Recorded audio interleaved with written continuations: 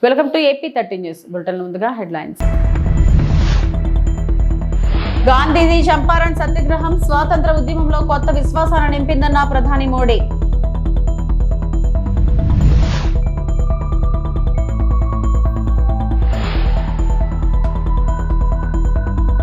VIT AP varsity అభివృద్ధి పనులు ప్రారంభం. AP CM Chandrababu.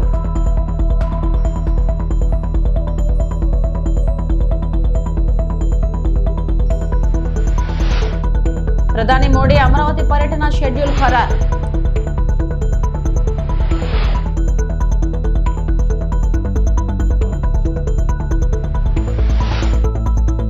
మన్ కీ బాత్ కార్యక్రమంలో పహల్గామ్ లో జరిగిన దారుణమైన ఉగ్రవాద దాడిని ప్రధాని మోడీ ఖండించారు. తీవ్ర ఆగ్రహాన్ని వ్యక్తం చేశారు. మరియు నిందితులకు కఠినమైన ప్రతిస్పందన ఎదురవుతుందని హామీ ఇచ్చారు. ప్రధానమంత్రి నివాళులు అర్పించారు. మరియు అంతరిక్ష మరియు విద్యా రంగాలకు డాక్టర్ కె కస్తూరి రంగన్ చేసిన కృషిని గుర్తు చేసుకున్నారు. సైన్స్ ఆవిష్కరణ మరియు మానవతా ప్రయత్నాలలో భారతదేశం యొక్క ప్రపంచ నాయకత్వాన్ని కూడా ఆయన హైలైట్ చేశారు. साल 1917 अप्रैल और मई के यही 2 महीने देश में आजादी की एक अनोखी लड़ाई लड़ी जा रही थी। अंग्रेजों के अत्याचार उफान पर थे। गरीबों, वंचितों और किसानों का शोषण अमानवीय स्तर को भी पार कर चुका था। बिहार की उपजाऊ धरती पर ये अंग्रेज किसानों को नील की खेती के लिए मजबूर कर रहे थे। नील की खेती से किसानों के खेत बंजर हो रहे थे, लेकिन अंग्रेजी हुकूमत को इससे कोई मतलब नहीं था। ऐसे हालात में 1917 में गांधी जी बिहार के चंपारण पहुंचे हैं।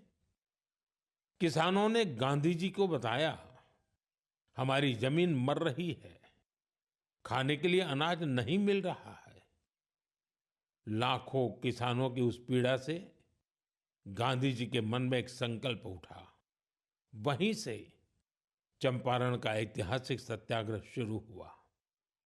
चंपारण सत्याग्रह ये बापू द्वारा भारत में पहला बड़ा प्रयोग था।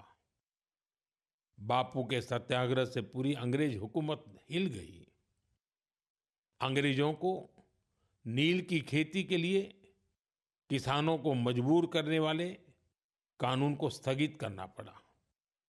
एक ऐसी जीत थी जिसने आजादी की लड़ाई में नया विश्वास फूंका।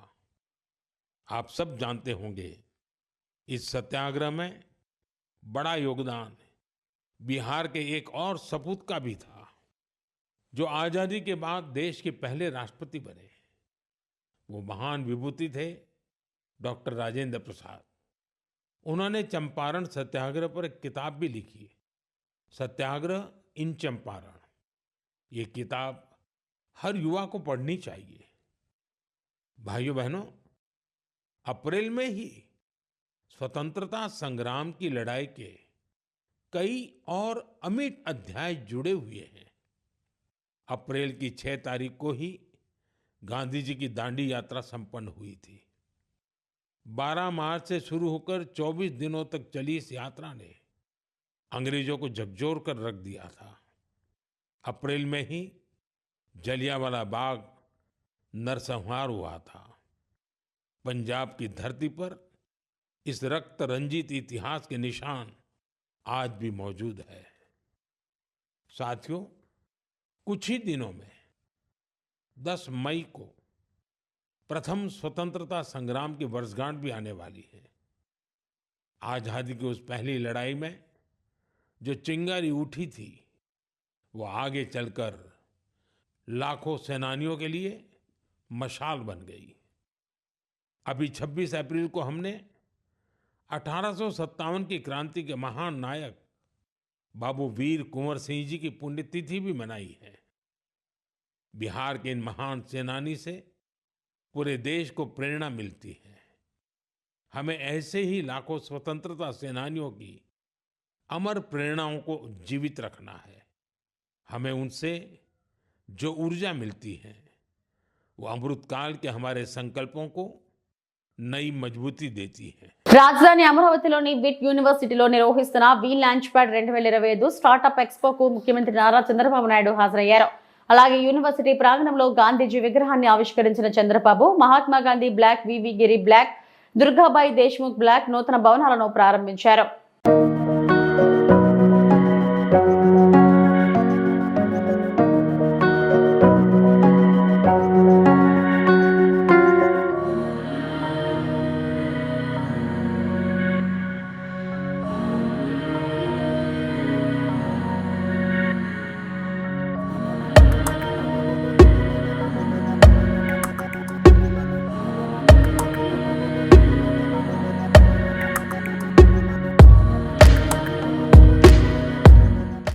రేపు 2వ తారీఖున ప్రధానమంత్రి గారు అమరావతి పునఃప్రారంభం.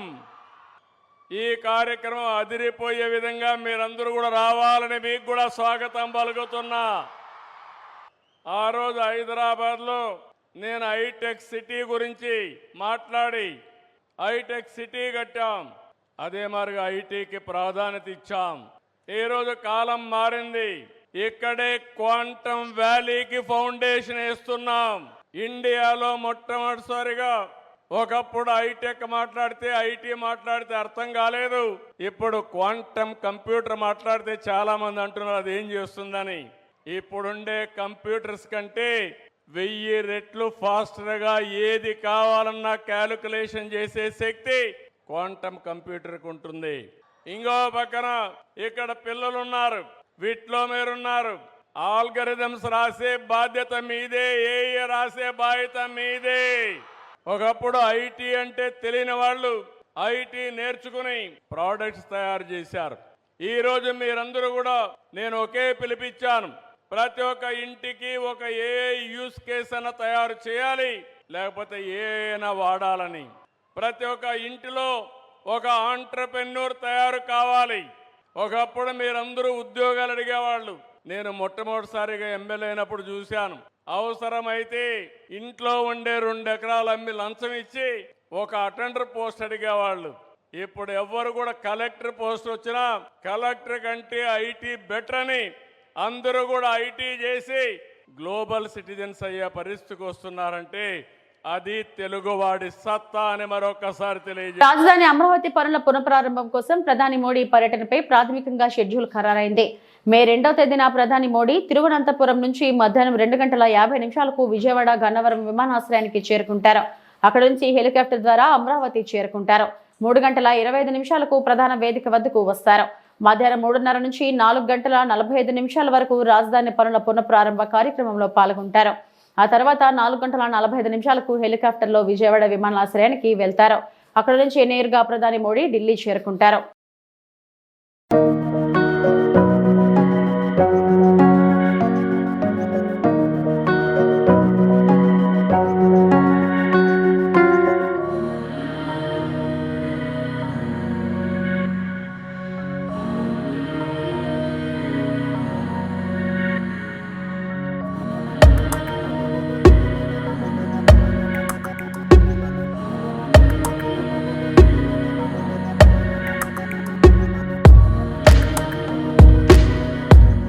$14 కోట్లతో తలపెట్టిన దమయవర్తి డ్రైన్లు పనులు వేసవిలోగా పూర్తి చేయాలని లక్ష్యం.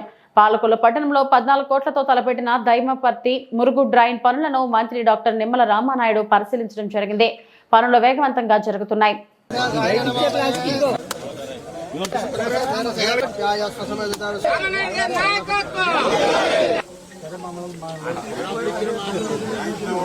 ఈరోజు ఏదైతే చందపర్రు అదేవిధంగా వెలివిల గ్రామాలకి సంబంధించి 1,55,17,000 అంటే 155.17 lakhs తోటి ఈరోజు మరి యొక్క శంకుస్థాపనలు మన రైతు మన రామానాయుడు కార్యక్రమంలో చేసుకోవడం జరిగింది.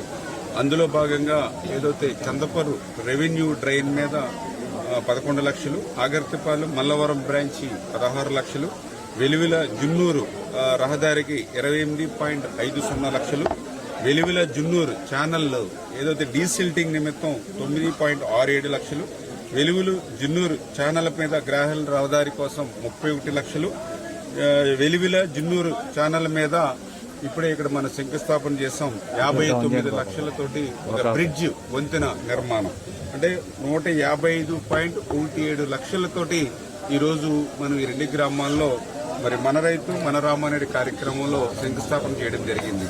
ఇప్పుడే మనం చూస్తూ ఉన్నాం, ఏదైతే కడలవారి పాలెం బీసీలందరూ కూడా ఎన్ని కుటుంబాలు కూడా బీసీలు గత 5 సంవత్సరాల్లో ఇన్ఛార్జీలుగా శంకుస్థాపనలు చేశారు. ఒక్క ఇటుక ముక్క కూడా పెట్టలేదు వాళ్ళు. మరి ఈరోజు నేను ఏదైతే ఆ మాట ఇచ్చానో ఆ మాట ప్రకారం అధికారంలోకి వచ్చి 10 నెలలకు కూడా కానిటువంటి స్థితిలో మళ్ళీ ఆ బీసీలు అంటే తెలుగుదేశం అంటే బీసీలు వాళ్ళ రుణం తీర్చుకునే విధంగా నేను పనిచేయాలనేటువంటి ఆలోచనతో ఇచ్చినటువంటి మాటకు కట్టుబడి ఇవాళ కడలవారిపాలెం, మరి కళ్ళవారిపాలెనికి ఈరోజు 59 లక్షలు, అక్షరాల 59 లక్షలతో ఇక్కడ బ్రిడ్జిని మనం నిర్మాణం చేయబోతూ ఉన్నాం. టెండర్లు పిలిచాం, వర్క్ ఆర్డర్ ఇచ్చాం. ఈ వేసవి కాలంలోనే మరి ఇప్పుడు కాలువలు కడుతూ ఉన్నారు ఈ రోజుతోటి, కాబట్టి ఇమ్మీడియట్గా పనులు ప్రారంభిస్తూ ఉన్నాం. అదేవిధంగా ఇప్పుడే ఇక్కడ వెలుగులు కానీ చందపూర్ కానీ ఆక్వా రైతులు కానీ అదేవిధంగా వరి రైతులు కానీ చాలా సంతోషంగా, ఎందుకంటే ఆ రోజు 14-19 మీరు వేసినటువంటి రోడ్డు తప్ప మళ్ళీ 5 సంవత్సరాల్లో మా వంక చూసిన వాడు లేడు, రైతు పేరు చెప్పి పలకరించినటువంటి వాడు లేడు. మళ్ళీ మీరు వచ్చారు, ఇవాళ మళ్ళీ మా రైతాంగానికి ఒక మార్గదశ, మా రైతాంగానికి మళ్ళీ ఒక గోల్డెన్ పీరియడ్, ఒక స్వర్ణయుగం మా రైతులకి అని చెప్పి ఈవేళ రైతులే స్వచ్ఛందంగా ముందుకొచ్చి పనిచేస్తున్నటువంటి పరిస్థితి ఖచ్చితంగా రేపు రాబోయేటువంటి రోజుల్లో కూడా, ఎందుకంటే మనందరికీ అన్నం పెట్టేటువంటి అన్నదాత క్షేమంగా ఉండాలి, అన్నం పెట్టేటువంటి అన్నదాత సంక్షేమమే నాకు ముఖ్యం. అందుచేతే ఒక రైతు బిడ్డగా, ఒక రైతు పక్షపాతిగా, అందులో కూడా ఈ గ్రామంలోనే ఇప్పుడు వెలివెల అటు చందపూర్ మధ్యలో ఆగర్తిపాలెం, అంటే ఇక్కడ గ్రామంలో పుట్టి పెరిగిన వ్యక్తిని ఈ ప్రాంతంలో ఎక్కడ ఏ సమస్య ఉంది, ఏ ఇబ్బంది ఉంది, ఏ కాలువ నీళ్లు ఎక్కడి వరకు పోతాయి, ఏ బోధి మీద ఎంత సాగు అవుతుంది, ఏ కెనాలు పూడికి అయిపోయింది, ఎక్కడ ఈ గ్రావెల్ రోడ్డు ఎవరికి అవసరం, ఇట్లా ప్రతి దాని మీద కూడా ఒక స్పష్టమైనటువంటి అవగాహన 15-20 సంవత్సరాలు ఎన్నికలకు నిలబడక ముందు నుంచి కూడా నాకు అనుభవం ఉన్నటువంటి వల్ల ఈ పనుల్ని ఎంత యుద్ధ ప్రాతిపదిక మీద చేయగలుగుతున్నాం. అదేవిధంగా నియోజకవర్గ ప్రజలు కూడా ఆశీర్వదించారు. ఈవేళ ఒక ఇరిగేషన్ శాఖ మంత్రిగా ఉండడం వల్ల కూడా ఈ నిధులు తీసుకొచ్చి ఈ పనులు చేసేటువంటి శక్తి నాకు వచ్చింది అని అంటే అది నా నియోజకవర్గ ప్రజలు. అంచేత నా నియోజకవర్గ ప్రజలు ఇచ్చినటువంటి అధికారాన్ని నేనేదో ఆస్వాదించడానికో, లేకపోతే నేనేదో బెంగళూరులో ఊటీయో లేకపోతే ఎక్కడో ఇతర దేశాలు రాష్ట్రాల్లో తిరగడానికి ఉపయోగించుకోకుండా ఉదయం 5:30 నుంచి రాత్రి 11-12 వరకు ప్రజల కోసం పనిచేస్తూ ఈ పనులన్నీ కూడా పూర్తి చేస్తున్నామని చెప్పి తెలియజేసుకుంటూ భవిష్యత్తులో కూడా ఈ యొక్క నియోజకవర్గ ప్రజలకు రైతాంగానికి అండగా తోడుగా నిలుస్తామని చెప్పి. రాష్ట్రంలో రోజుకు 600 టన్నుల సాలిడ్ వేస్ట్ ఉత్పత్తి అవుతుందని మంత్రి నారాయణ అన్నారు. వ్యర్థాల ఏరువేతకు 4 దీమ్లలో పరిశుభ్రత కార్యక్రమాలు నిర్వహించనున్నట్లు తెలిపారు. విజయవాడలోని స్వచ్ఛాంధ్ర కెపాసిటీ బిల్డింగ్ పై పురపాలక స్వచ్ఛాంధ్ర కార్పొరేషన్ శాఖల అధికారులతో ఆయన వర్క్ షాప్ నిర్వహించారు.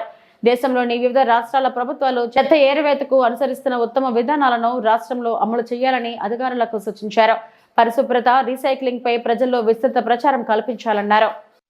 ఏదైతే ముఖ్యమంత్రి గారు స్వచ్ఛాంధ్ర కార్పొరేషన్ ని స్వచ్ఛ భారత్ కు అనుగుణంగా ఆ ప్రిన్సిపల్స్ పెట్టారో అవి నెరవేర్చాలంటే ఒకటి, ప్రతి ఒక్క వ్యక్తి మనసు స్వచ్ఛంగా ఉండాలి, పరిసరాలు స్వచ్ఛంగా ఉండాలి, మన ఇళ్లు స్వచ్ఛంగా ఉండాలి అనే ఒక నినాదంతో ఈరోజు యాక్చువల్గా ఈ స్వచ్ఛాంధ్ర కార్పొరేషన్ ని ముందు తీసుకుపోతున్నాం. అయితే ప్రజలకు అవేర్నెస్ కలిగించాలి, ప్రజల భాగస్వామ్యం కల్పించాలనే ఉద్దేశంతో ప్రతి నెల 3వ శనివారం ముఖ్యమంత్రి గారు స్వయంగా వారే ఒక కాన్ఫరెన్స్ సెలెక్ట్ చేసుకుని ఈ స్వచ్ఛాంధ్ర యొక్క కార్యక్రమాన్ని నిర్వహిస్తున్నారు. నిజమైన స్వచ్ఛాంధ్ర, స్వచ్ఛ భారతం సాధించగలం అనేది ఈ ప్రభుత్వం యొక్క లక్ష్యం. అనేక దేశాలలో, అనేక రాష్ట్రాలలో, అనేక జిల్లాల్లో ఎలా జరుగుతుంది, ఏ విధంగా మన ప్రజలను కూడా అవేర్నెస్ చేయాలనే దానికి ఈరోజు ఇక్కడ ఒక కార్యక్రమాన్ని 4 థీములతో వర్క్షాప్ పెట్టుకున్నారు. దాంట్లో వచ్చే అవుట్పుట్ తీసుకొని వాటిని ఇంప్లిమెంట్ చేసి ప్రజలకు అవేర్నెస్ కల్పించి నిజమైన స్వచ్ఛాంధ్ర, స్వచ్ఛ భారత్ని ఈ రాష్ట్రంలో నెలకొల్పడం జరుగుతుంది. తిరుమల శ్రీవారిని సినీ నటుడు నాని, నటి శ్రీనిధి శెట్టి దర్శించుకున్నారు. ఆదివారం వేకువజామున శ్రీవారి సుప్రభాత సేవలో వారు పాల్గొన్నారు. టీటీడీ అధికారులు వీరికి స్వాగతం పలికి దర్శన ఏర్పాట్లు చేశారు. దర్శనం అనంతరం రంగనాయకుల మండపంలోని నాని, శ్రీనిధికి పండితులు ఆశీర్వచనం చేసి స్వామివారి తీర్థ ప్రసాదాలను అందజేశారు.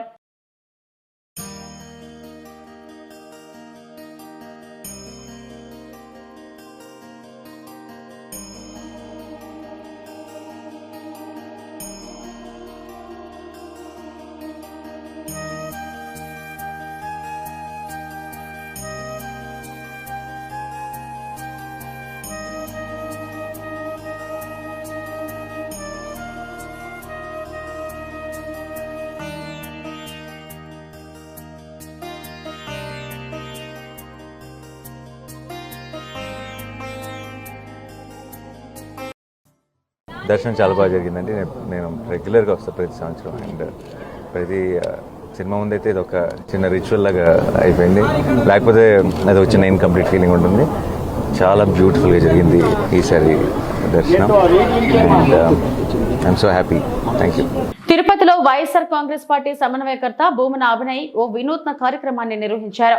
ప్రజలకు కూటమి ప్రభుత్వం చేసిన మోసాన్ని వివరించారు. ఈ 10 నెలల్లో మీకు దక్కాల్సిన లాభం ఎంత, మీరు మోసపోయిన మొత్తం ఎంత అన్నది స్పష్టంగా ప్రజలకు తెలియజేశారు.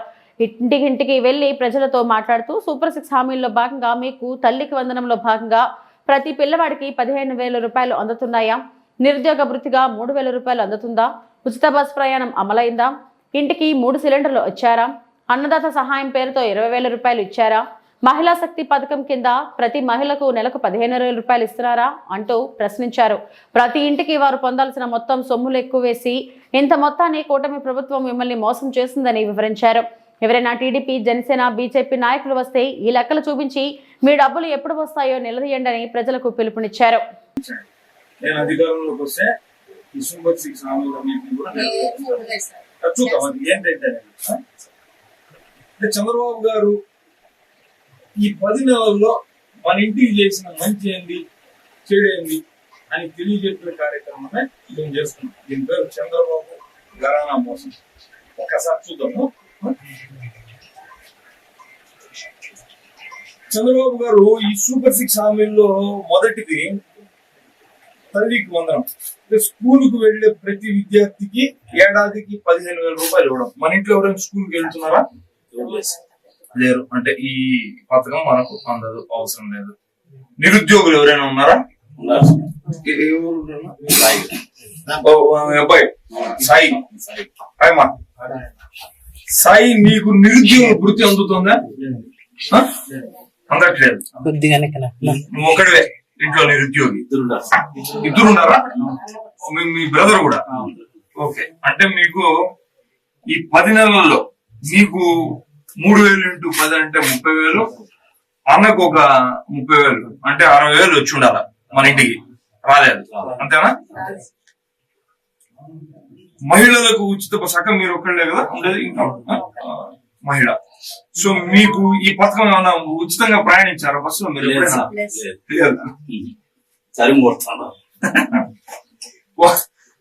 ఒకళ్ళు మీరు మాత్రం. అంటే ఇది అందాజుగా చూసుకుంటారా? ఓ 500 రూపాయలు నెలకు మీరు ఉచితంగా ఎక్కడైనా బస్సు ప్రయాణం చేసే పరిస్థితి ఉంటుంది అనుకుని ఒక లెక్క. అంటే 500 ఇటు 5,000 రూపాయలు. పశ్చిమ గోదావరి జిల్లా తణుకులో అంతర్జాతీయ కార్మిక దినోత్సవం మేడేను కార్మికులు 8 గంటల పని హక్కు పరిరక్షణ దినోత్సవంగా ఘనంగా జరుపుకోవాలని ఏఐటీసీ జిల్లా అధ్యక్షుడు కోనాల భీమారావు అన్నారు. Tanuku Akkamamba textile staff and workers union కార్యాలయంలో జరిగిన యూనియన్ కమిటీ సమావేశానికి భీమారావు అధ్యక్షత వహించి మాట్లాడారు. మేడే సందర్భంగా అన్ని కార్మిక సంఘాలు అరుణ పతాకాలు ఆవిష్కరించి ర్యాలీలు, సభలు నిర్వహించాలి. ఈ కార్యక్రమంలో కార్యదర్శి అనంత త్రివిక్రమ్, ఉపాధ్యక్షులు దేవ పెద్దిరాజు, కనకారావు, కోశాధికారి ఏ గోపాలకృష్ణ, పాపారావు తదితరులు పాల్గొన్నారు. వీళ్ళ కార్మికుల యొక్క శ్రమదోపిడికి వ్యతిరేకంగా 8 గంటల పనిని సాధించుకోవడం జరిగింది. వీళ్ళు 8 గంటల పని తీసి 10 గంటల పని మార్చడం అనేటువంటిది కార్మికులను కట్టుబానిస చేయడం తప్ప మరొకటి కాదు. అలాగే కార్మికులు పోరాట సాధించుకున్న 44 కార్మిక చట్టాలు వీళ్ళ కార్పొరేట్లకి, యజమానులకు అనుకూలంగా కార్మిక వర్గానికి తీవ్ర హాని చేస్తూ 4 లేబర్ కోడ్లు తీసుకురావడం జరిగింది. ఈ 4 లేబర్ కోడ్లు కూడా రద్దు చేయాలని, 8 గంటల పని దినాన్ని, పని హక్కును పరిరక్షించాలని కోరుతూ మేడేను రేపు దేశవ్యాప్తంగా ఏఐటీసీ నిర్వహించుకుంటూ ఉంది. అట్లాగనే మే 20వ తారీఖు దేశవ్యాప్తంగా సార్వత్రిక సమ్మెకు సమాయత్తం అవుతూ ఉన్నాం. ఈ మే 20వ తారీఖు జరిగేటువంటి సార్వత్రిక సమ్మె కూడా 8 గంటల పని హక్కు పరిరక్షణ, 44 కార్మిక చట్టాలు తిరిగి పునరుద్ధరించి 4 లేబర్ కోడ్లు రద్దు చేయాలని దేశవ్యాప్తంగా మే 20 జరిగే సార్వత్రిక సమ్మె విజయవంతానికి రేపు మేడేలో విస్తృతమైనటువంటి ప్రచారాన్ని నిర్వహిస్తూ ఉన్నాం. కార్మిక హక్కుల పరిరక్షణ లక్ష్యంగా మే 1వ తారీఖు అంతర్జాతీయ కార్మిక దినోత్సవం మేడేను జరుపుకోవాలని కార్మిక వర్గానికి పిలుపునిస్తా ఉంది. బిఎంఎస్ అనుబంధ సంఘ భారతీయ ఇస్పాత్ మజ్దూర్ మహాసంఘ ఆధ్వర్యంలో 2 రోజుల త్రైవార్షిక సమావేశాలు విశాఖ ఉక్కు నగరం CWC 1లో ప్రారంభమయ్యాయి. ముఖ్య అతిథులుగా విద్యాభారతి జాతీయ అధ్యక్షుడు Doosi Ramakrishnarao, BMS deputy organising secretary Ganesh Mishra హాజరై ప్రారంభ ఉపన్యాసం చేశారు. వీరితో పాటు గాజువాక నియోజకవర్గ బీజేపీ కన్వీనర్ కర్నంరెడ్డి నరసింహరావు విశిష్ట అతిథిగా పాల్గొన్నారు. ఈ సందర్భంగా BMS విధానాలు, కార్మిక సమస్యలపై పోరాడుతున్న తీరును నేతలు వివరించారు. దేశవ్యాప్తంగా అనేక పరిశ్రమల్లో BMS నిర్మాణాత్మక పాత్ర పోషిస్తూ కార్మిక హక్కుల సాధనలో ముందుంటుందన్నారు. పరిశ్రమల్లో బలమైన శక్తిగా యూనియన్ ఏర్పడిందన్నారు. కేంద్ర ప్రభుత్వ రంగ సంస్థల్లో యూనియన్ చేపడుతున్న సేవలను నేతలు వివరించారు. వివిధ ప్రాంతాల నుంచి పెద్ద సంఖ్యలో కార్మిక నేతలు తరలివచ్చారు. ये जो भारतीय मजदूर संघ के सिस्टम के अनुसार महासंघों का अधिवेशन का ये वर्ष है, उसी के क्रम में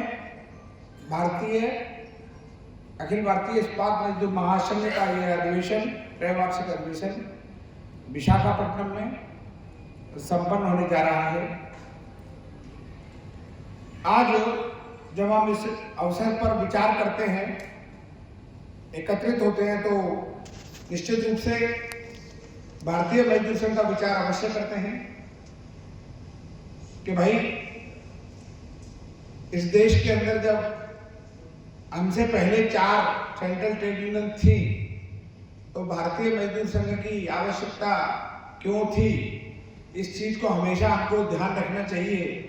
इस बात को ध्यान रखेंगे तो हम कभी अपने रास्ते से भटकेंगे नहीं। ध्यान क्या रखना चाहिए, क्या आप सब जानते हैं, इस देश का जो पहला ट्रेड यूनियन बना था, जिसको हम AITUC एटक के नाम से जानते हैं, 1920 में बना था। क्यों बना था, तो अगर इसका विचार करेंगे तो केवल एक ही विचार आता है वहाँ पर कि 1919 में ILO बना था, इंटरनेशनल लेबर ऑर्गेनाइजेशन। वहाँ पर भारत को के किसी प्रतिनिधि को भेजना था और उसकी ये शर्त थी कि उस देश का सबसे बड़ा जो श्रम संगठन होगा उसका प्रतिनिधि ही ILO में जा सकता है, इसलिए AITUC बना था। बाद में आज़ादी के आंदोलन के समय इस मजदूर लोगों को भी आंदोलन से जोड़ा जाना चाहिए, ये उद्देश्य लेके इसके लोग चले थे, लेकिन इनके अंदर अनेक विचारधाराएं आ गई और उसके कारण से 1936 आते आते तक इसके 4 टुकड़े हो गए थे। 1940 में ये पुनः एक हुए थे, लेकिन कुल मिलाकर के इसका नेतृत्व लाल झंडे वालों का, जो रूस और चीन में अपना आस्था रखते थे, ऐसे लोगों के हाथ में आ गया था। तब सरदार वल्लभ भाई पटेल को लगा कि देश आज़ाद हो जाएगा, तो ये एटक जो है हमारे हाथ में रहने वाला नहीं है, और इसलिए उन्होंने 1947 में और INTUC की स्थापना कर दी। అలాగే మా పక్కనున్న వారు దేవేంద్ర కుమార్ పాండే గారు, వారు స్టీల్ ఇన్ఛార్జి అఖిల భారత మజ్దూర్ సంఘ్ 17వ త్రైవార్షిక సమావేశం ఉక్కు నగరంలో పెట్టడం జరిగింది. ఇది ప్రతి 3 సంవత్సరాలకి ఒకసారి కార్యక్రమం జరుగుతుంది. ఈసారి దీన్ని ఉక్కు నగరంలో నిర్వహించడానికి మేము రాష్ట్రీయ ఇస్పాత్ మజ్దూర్ సంఘ్ అవకాశం దొరికింది. ఇక్కడ ఉన్నటువంటి పరిస్థితుల దృష్ట్యా ఈ కార్యక్రమం నిర్వహించడానికి అందరూ సహకరించారు. ఇక్కడ ఇది పెట్టడం వల్ల RINL లో ఈ కార్యక్రమం జరిగింది, ఇది దేశవ్యాప్తంగా తెలుస్తుంది. తద్వారా RINL యొక్క స్థితి కూడా భారతదేశానికి తెలుస్తుంది, స్టీల్ ఇండస్ట్రీకి అనేటటువంటి ముఖ్య ఉద్దేశంతో ఈరోజు ఉక్కు నగరంలో నిర్వహించడం జరిగింది ఈ కార్యక్రమం. మా మిత్రులు రమణ గారు RINL విషయాలు వారు మాట్లాడతారు. ఈరోజు జరిగినటువంటి ఇది ప్రారంభ కార్యక్రమం మాత్రమే. రేపు 28వ తారీఖు సాయంత్రం వరకు ఈ కార్యక్రమం జరుగుతుంది. ఏదైతే ఈ కార్యక్రమంలో గత 3 సంవత్సరాల భారతీయ మజ్దూర్ సంఘ్ రిపోర్టు మరియు రాబోయే 3 సంవత్సరాలకి కార్యాచరణ ఉంటుంది.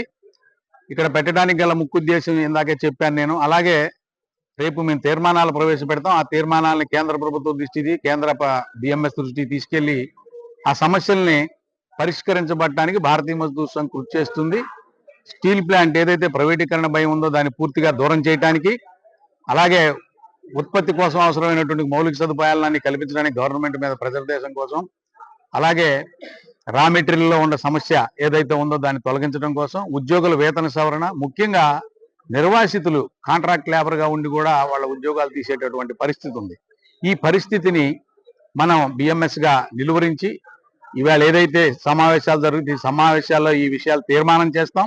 ఈ తీర్మాన ప్రతిపాదనల్ని కేంద్ర ప్రభుత్వానికి మరియు కేంద్ర BMSకి పంపించే అవసరమైతే ఢిల్లీ వెళ్ళైనా పోరాడి ఈ సమస్యల మీద పోరాటం చేసి భారతీయ మజ్దూర్